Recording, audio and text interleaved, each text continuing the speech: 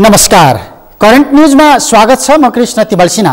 आज हामी मार्क्सवादी विज्ञानको चुरोका आधारमा चलेको भनिएको 10 वर्षे माओवादी सशस्त्र युद्ध अनि नेपालको सामाजिक, आर्थिक, राजनीतिक तथा कूटनीतिक क्षेत्रमा यसले पारेको प्रभावको प्रसङ्ग केलाउँदैछौँ। हुन त बृहत शान्ति सम्झौतापछि जारी सशस्त्र युद्धमा पूर्ण विराम लागेको 12 वर्ष नागिसकेको छ, जसले सामाजिक क्रान्तिको विज्ञानलाई मनोगत आदर्शवादबाट मुक्त गरेर तल्लो तहका नागरिकसम्म पुर्याउँछौँ भनेर हतियार उठाए ती धेरै नेता सशस्त्र युद्धकालीन त्यो उचाइबाट डगमगाइसकेका छन्। कुनै समय समाजको दीर्घकालीन सुरक्षा अनि सन्तुलित विकासका लागि युद्ध गरेको भन्नेहरू अहिले छिन्न भिन्न अवस्थामा छन्। युद्धकालीन समयमा हतियार बोकेका धेरै नेतृत्वप्रति वाक्क भएर पलायन भएका छन्। न्याय, समानता अनि स्वतन्त्रताका आँखाले सशस्त्र युद्धको लेखाजोखा गर्नेहरू द्वन्द्वकालीन ज्यादतीको सम्मानजनक निरूपण अनि पीडितलाई न्याय दिने प्रश्न उठाएर सशक्त दबाब दिइराखेका छन्। 2052 साल फागुन 1 गते नयाँ युगको आरम्भलाई प्रतिनिधित्व गर्ने उद्घोषसहित राज्य विरुद्ध हतियार उठाएको तत्कालीन नेकपा माओवादीको मूलधार अहिले बृहत कम्युनिस्ट पार्टी गठनको महान अभियान भन्दै तत्कालीन नेकपा एमालेसँग घुलित भइसकेको छ। केही नेता अर्धभूमिगत त केही प्रभावहीन भूमिकामा रहेका छन्। यही सांगठनिक र सैद्धान्तिक रूपमा छिन्न भिन्न बनेका माओवादी विचारकहरूले अझै पनि 52 साल फागुन 1 गते राज्य विरुद्ध हतियार उठाएको दिनको स्मरणमा विभिन्न दिवस मनाउन छाडेका छैनन्।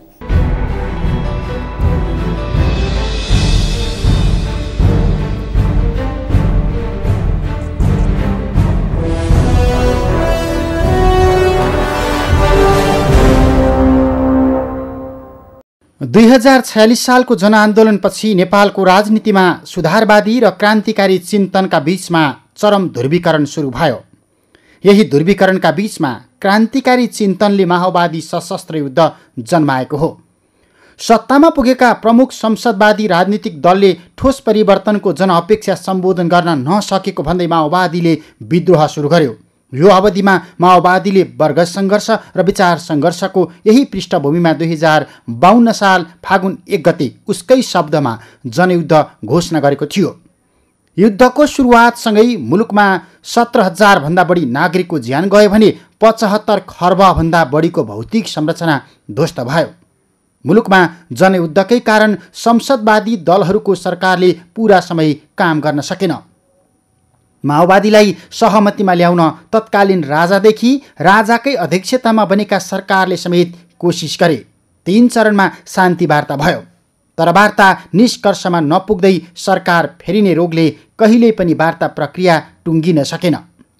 माओवादी हिंसालाई देखाएर दलहरूले घोषणा गरिसकेको संसदको चुनाव अनि स्थानीय निकायको चुनाव समेत बिथोलिन पुग्यो।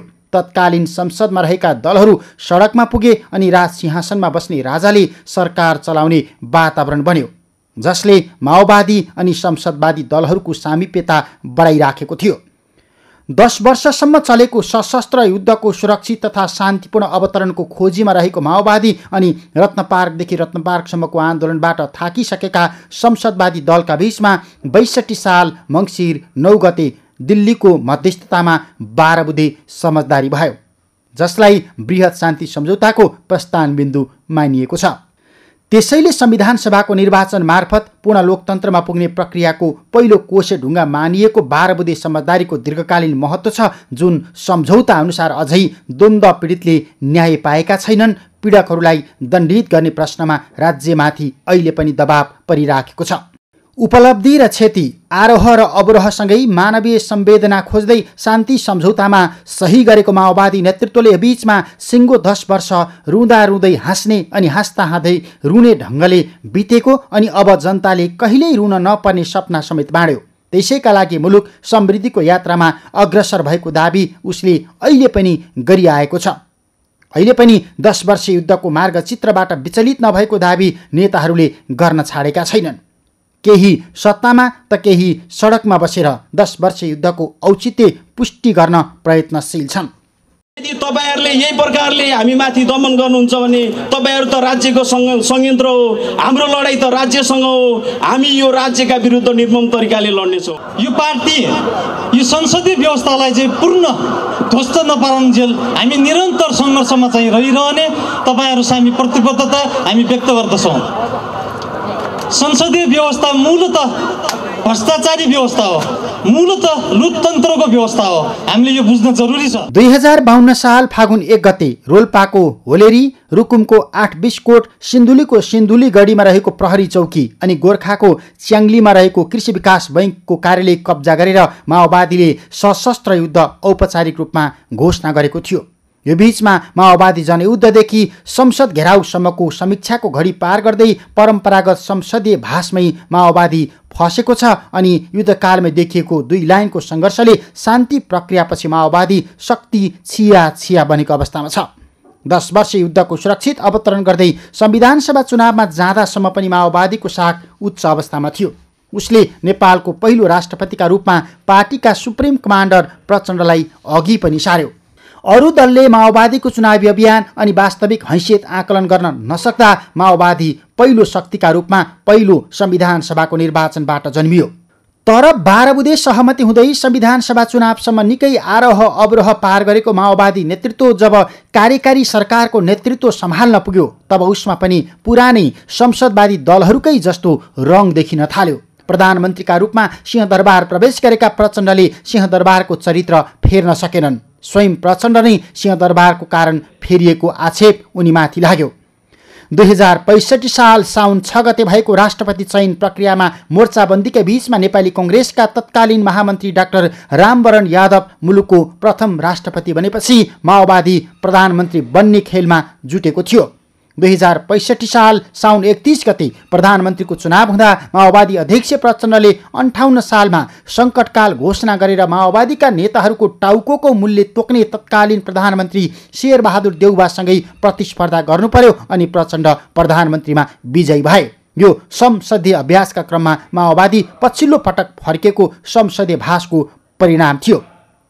जनयुद्ध सुरु गरेको 12 वर्ष 5 महिनापछि अर्थात् 65 साउन 31 मा माओवादी अध्यक्ष प्रचण्ड नेपालको प्रधानमन्त्री बनेपछि माओवादी सशस्त्र युद्धको राप कमजोर बनेको मानिन्छ। यो संसदीय व्यवस्थामा रहेर संसदीय व्यवस्थाद्वारा जनताको सेवा गर्न सक्दैनन्। त्यसकारण हामीले एकचोटि जनविद्रोह गर्नुपर्छ, घर घरबाट जनताको सुरक्षा गर्नुपर्छ, घर घरबाट युवाहरू जाग्नुपर्छ। 2065 साल पौष 17 गते पशुपतिनाथ मन्दिरमा काम गर्दै आएका भारतीय पुजारीलाई हटाउने निर्णय। वैशाख 8 गते तत्कालीन प्रधान सेनापति रुक्माङ्गद कटुवालसँग स्पष्टीकरण माग्ने प्रसङ्ग। माओवादी नेतृत्वको सरकारमा रहेको दल एमाले मधेसी जनअधिकार फोरमको विरोधका बीचमा माओवादी सरकार त्यतिबेला रन्थनिने अवस्थामा पुग्यो। सहमति जुटाउनका लागि माओवादीले भरपूर प्रयास गर्यो तर रुक्माङ्गद कटुवाललाई बर्खास्त गरी कुलबहादुर खड्कालाई कामु प्रधान सेनापतिको जिम्मेवारी दिने निर्णय जस्ता अपरिपक्व घटनाका कारण 66 साल वैशाख 21 गते प्रधानमन्त्रीका रूपमा रहेका दाहालले राजीनामा दिनु पर्यो। यो बीचमा सत्तारोहण र सत्ता बहिर्गमनको क्रमसँगै माओवादी भित्रको 2 लाइनको सङ्घर्ष चरम उत्कर्षमा पुगिसकेको थियो।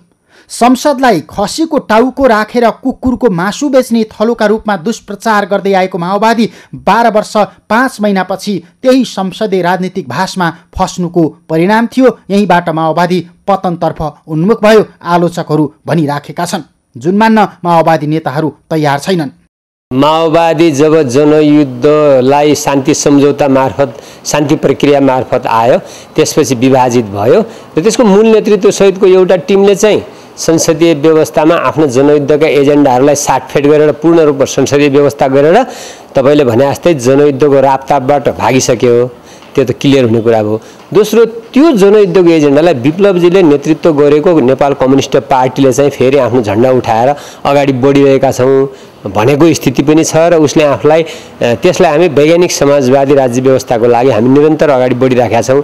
हाम्रो आफ्नै एकीकृत जनक्रान्तिका माध्यमबाट हामी यो अभियान पुरा गर्छौँ भनेर अगाडि लागेको स्थितिमा यहाँले भने जस्तै जनयुद्धका एजेन्डा त कसैले छोडे पनि नछोडे पनि त्यो फेरि जनताले एक खालले अगाडि बढाइराखेका स्थिति पनि देखिन्छ र फेरि अब आन्दोलन क्रान्ति युद्धमा फेरि एउटा खालका पलायन हुने त्यो पनि स्वाभाविक समाजका प्रक्रिया हुन्। त्यो अनुसार अगाडि बढेको मैले अनुभूति गरेको छु। 2052 साल माघ 21 गते तत्कालीन प्रधानमन्त्री शेरबहादुर देउवालाई संयुक्त जनमोर्चाको नाममा 40 सूत्रीय जनजीविकाका मागपत्र बुझाएर फागुन 5 सम्मको अल्टिमेटम दिएको माओवादीले त्यति बेला दिएको अल्टिमेटम पूरा नहुँदै राज्य विरुद्ध हतियार उठाएको थियो। त्यसबेला महासचिव पुष्पकमल दाहाल, मोहन वैद्य, डाक्टर बाबुराम भट्टराई, सीपी गजरेल, रामबहादुर थापा बादल लगायतका नेता पोलिट ब्युरोका सदस्य थिए, जो अहिले अलग अलग दलको झण्डामुनि गोलबन्द अवस्थामा छन्। 40 सूत्रीय माग पूरा गराउने अल्टिमेटम दिएर फागुन 1 गते विभिन्न सरकारी कार्यालय अनि बैंकमा हमला गर्ने माओवादी नेताहरूमाथि त्यही 40 बुँदे माग लत्याएको आरोप अहिले लागिराखेको छ। प्रतिक्रियावादी राज्य सत्ता ध्वंस गर्दै नयाँ जनवादी सत्ता स्थापना गर्न थालिएको भनिएको सशस्त्र युद्धले समाजमा के परिवर्तन ल्यायो अनि राष्ट्रले यो बीचमा के पायो भन्ने बहस पनि चलिराखेको छ, जसको जवाफ माओवादी नेतृत्वले ढिलो चाँडो इतिहासकै कठघरामा भए पनि उभिएर दिनै पर्ने हुन्छ।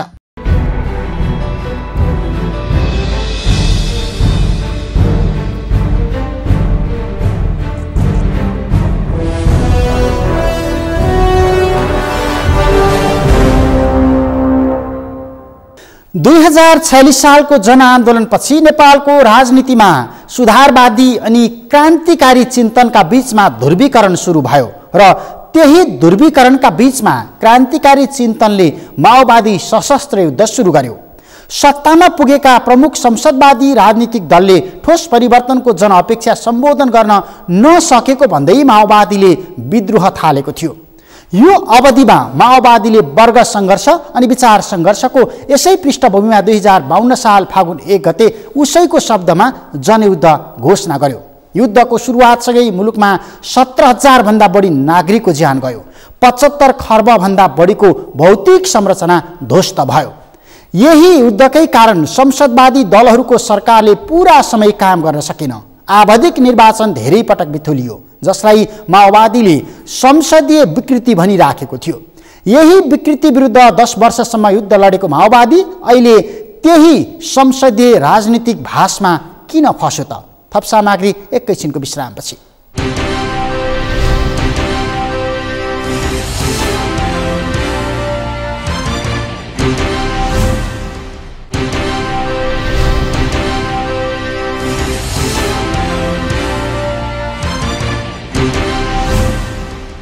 विश्रामपछि करेन्ट न्युजमा स्वागत छ। आज हामी 2052 साल फागुन 1 गतेदेखि सुरु भएको तत्कालीन माओवादी सशस्त्र युद्ध अनि यसले मुलुकको आर्थिक, राजनीतिक तथा सामाजिक क्षेत्रमा पारेको असर केलाइरहेका छौँ।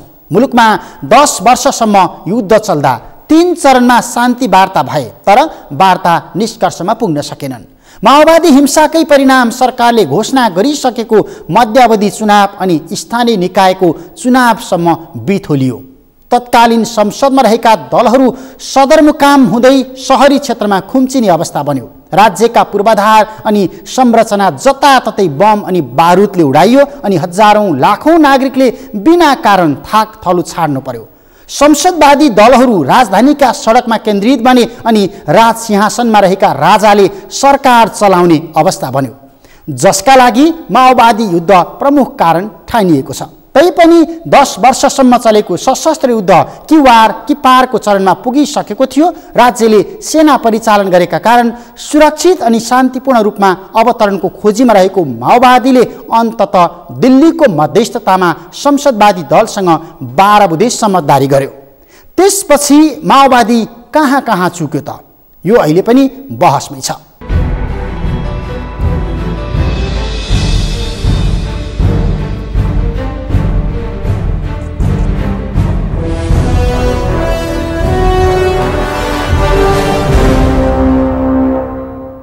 तत्काल गर्नुपर्ने काम पार्टी एकतालाई टुङ्ग्याएर अभियानमा जानु छ, जनतालाई सबै कुरा सम्झाउनु छ। हामीले गर्न खोजेका हाम्रा उद्देश्य, हाम्रा योजना, हाम्रा कार्यक्रमको बारेमा जानकारी दिनु छ। हामीले जनतालाई भनेका छौँ निर्वाचनको बेलामा विकास, निर्माण र समृद्धि र हाम्रो नारा भएको छ समृद्ध नेपाल, सुखी नेपाली भनेर हामीले जुन सूत्रबद्ध गरेका छौँ, हामी छिटोभन्दा छिटो, राम्रो भन्दा राम्रो उपायद्वारा विकास निर्माणका कामलाई अगाडि बढाएर जनताको सपनालाई पूरा गर्ने दिशातिर हामी अगाडि बढ्नु छ। त्यसको निम्ति सङ्कल्प गर्ने दिन पनि हो शहीदहरूलाई सम्मान गर्ने र सम्झने दिन भनेको। र मलाई के लाग्छ भने म यो मञ्चबाट हिजो जनआन्दोलनहरूमा विभिन्न जनआन्दोलनहरूमा सहभागी सबै कम्युनिस्ट पार्टीका नेता कार्यकर्ताहरू अहिले पनि चाहिँ एकताबद्ध हुन आइ नसकेका साथीहरू ती सबैलाई पनि यो एउटा नयाँ युगको नयाँ प्रयोग नेपालमा भइरहेको छ। यो सानो कुरा भइरहेको होइन नेपालमा। यो नेपालमा प्रयोग भइरहेको कम्युनिस्टहरूको एकता र कम्युनिस्टको नेतृत्वमा राजनीतिक स्थिरता र समृद्धिको नयाँ यात्रा 19औं र 20औं शताब्दीका अनुभवहरूको निचोड रूपमा छ र संसारभरिको लागि एउटा पाठको रूपमा रहेको छ। त्यसकारण म आजको दिन हिजो जनआन्दोलनमा सहभागी सबै कम्युनिस्ट पार्टीका साथीहरूलाई र हिजो जनयुद्धमा सहभागी भएका सबै समूहका साथीहरूलाई पनि हामी अब सबै खालका कन्फ्युजन सबै खालका इल्युजन पनि भनौँ विभ्रमहरूलाई छोडेर एकचोटि नेपाललाई महान बनाउने नेपाली जनताको समृद्धि र को आकांक्षालाई सम्बोधन गर्ने ती महान शहीदहरूको बेपत्ता योद्धाहरूको सपना साकार पार्ने संकल्प सहित आउनुहोस् हामी सबै एउटै केन्द्रमा गोलबन्द हौं। यो भन्दा अर्को विकल्प छैन। म सबै साथीहरूलाई सबै नेताहरूलाई सबै कार्यकर्ताहरूलाई निकै गम्भीरताको साथ र जिम्मेवारीको साथ आज अपिल गर्न चाहन्छु। यही बाटोबाट मात्रै हामी समाजवादतिर अगाडि बढ्न सक्छौं, सामाजिक न्यायतिर हामी जान सक्छौं र यही बाटोबाट मात्रै तपाई हामीले देखेको सपना पूरा गर्न सक्छौं र हाम्रा शहीदहरूको सपनालाई पूरा गर्दै नयाँ गोरेटोबाट नयाँ बाटो हुँदै नेपाललाई समाजवादतिर अगाडि लान सक्छौं।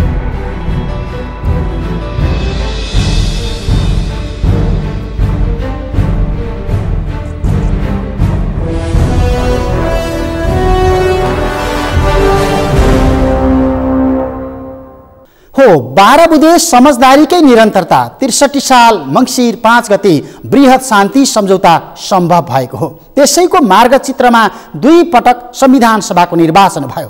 माओवादी पूर्ण लोकतन्त्रको बाटोमा पनि फर्कियो। तर पनि शान्ति सम्झौता अनुसार अझै द्वन्द्व पीडितले न्याय पाएका छैनन्। पीडकहरूलाई दण्डित गर्ने प्रश्नमा राज्यमाथि अहिले पनि दबाव परिराखेको छ। सिङ्गो 10 वर्ष रुँदा रुँदै हाँस्ने अनि हाँस्दा हाँस्दै रुने ढङ्गले बितेको र अब जनताले कहिल्यै पनि रुन नपर्ने सपना बाँड्ने माओवादीले समेत नागरिकको अपार असन्तुष्टि सम्बोधन गर्न सकेको छैन। मुलुक समृद्धिको यात्रामा अग्रसर भएको दाबी गरिए पनि 10 वर्ष युद्धको नेतृत्व गरेकाहरू आफै सत्तामा र केही सडकमा छिन्न भिन्न अवस्थामा छन्।